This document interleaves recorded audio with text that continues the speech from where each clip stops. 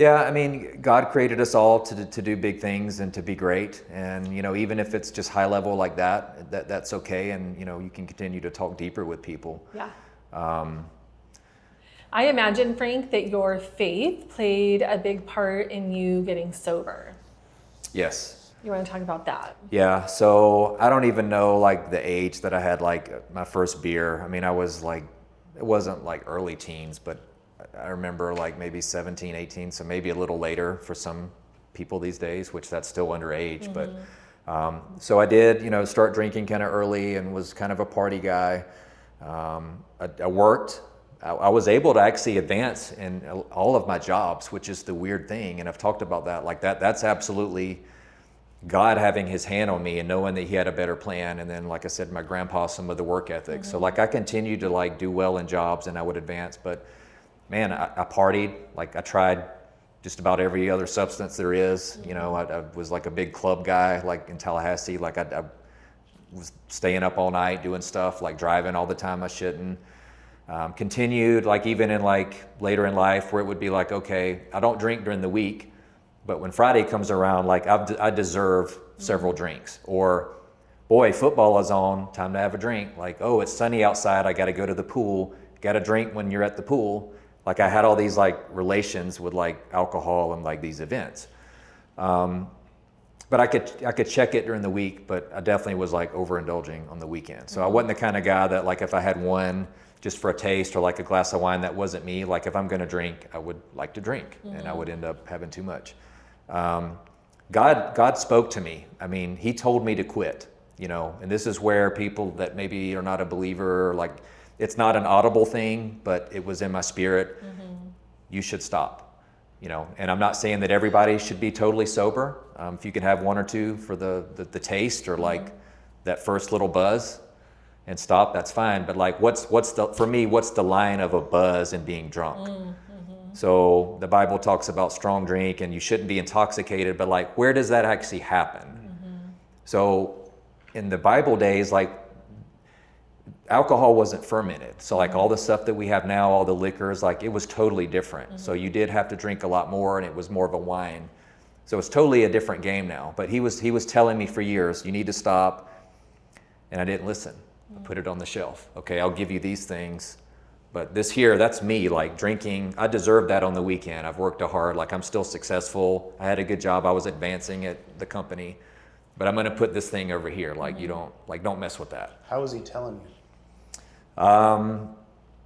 In my heart, different scriptures would come up, different sermons, like people would give me things like, there was one, Johnny Hunt, a lot of people may not know him, he's just like this pastor in Georgia, and he had this whole sermon about the fermented alcohol, and that thing spoke to me like God was right there in the room, and it was about, like I just said, like alcohol is different now, and some people just need to be a teetotaler, it's called, like totally like nothing. Yes. Yeah.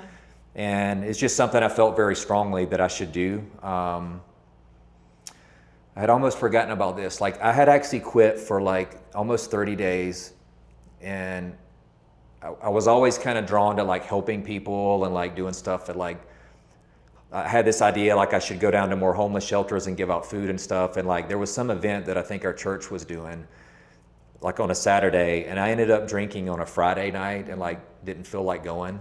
And like I had almost made it 30 days. So I'd actually tried quite a few times to like stop. And I ended up not going to that thing, and it was just like a total mental, like just a total disaster. I'm like, wow, like I totally blew it. Like I didn't feel like going. So I still didn't quit for years, even into my 40s. Like, so I was still working out, but like what happened is like my health was debilitating. So I really feel like God is like, okay, smarty pants, like you're not going to listen. Let's take your health.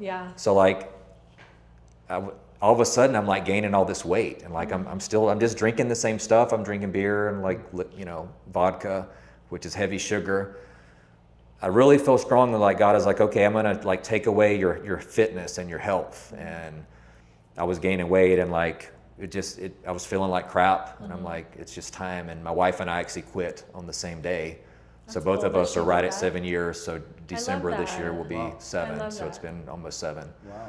And I dropped like 25 pounds, like just like that, like just from in like 40 days. Like it's crazy. You're welcome. So feel a lot better. And, you know, I'm be 48 this year, I feel better than I ever have. So I just feel like that's been a big contributor. And maybe that's not for everybody, you know, if you can keep it in check. But for me, it was very clear. It's not good for me. And it was better to just be total.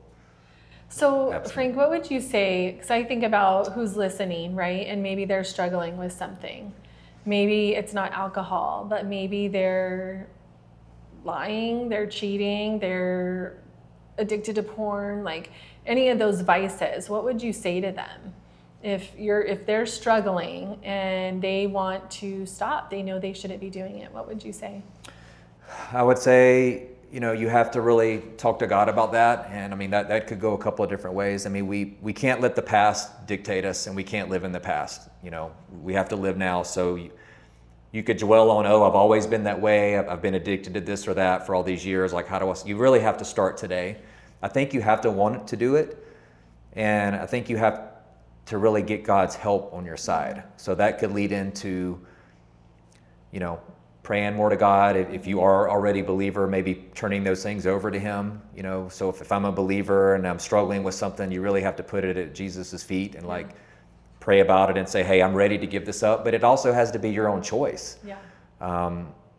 Some people can continue doing the things they're doing, and it's because they're not ready to make a choice. But you know, you have to lean on God for the help, because stuff's really hard. Yeah. I'd say if you're not a believer and you're struggling with those things, that's where I would start, because getting God's Spirit in you, that's what it is to be a believer. You know, if I just believe in God and that He created things, that's just not good enough. You know, I really need to turn things over to Jesus, and you trust that He is who He says He is, that, you know, He lived a perfect life, was crucified, you know, He was put in the tomb. In 3 days, He rose again. There's 500 people that witnessed that. That's not just some make-believe. People saw that. It's truth. And, you know, He's God's Son, and He's the only way that we get to heaven. Like, God is perfect. We can't really have a relationship with Him. His Son is the way that we get there. So you have to start there, is what I would say first. Otherwise, maybe you conquer some demons, and there's people that quit alcohol when maybe they're not a believer, but it would be much easier. So just because that was my experience, I would say you need to have that faith, because we all could die at any moment. Right. I could get in a car accident going home. We're not guaranteed to live to 80, 90, 100 years old. Today could be the day. And how do you know that you'll get to heaven? Yeah. The only way to truly know is to have a relationship with Jesus and to know that you're saved, and He's the only way. So that's where I would have to start. I love that. Right? I think answering that. So I love that. Thanks for sharing that. And you know what? How cool would that be if someone listens to this and they're like moved to want to have their own relationship with the Lord? That's awesome. So that's a big part of how you live your life, right? And keeps you grounded, I would say. What are maybe some other principles that you live by? So health is important, your faith is important. What else? So probably the last year, so I've been doing my own self-development. Probably the last year and a half, I really started developing myself, spending money on myself, to having mentors and stuff.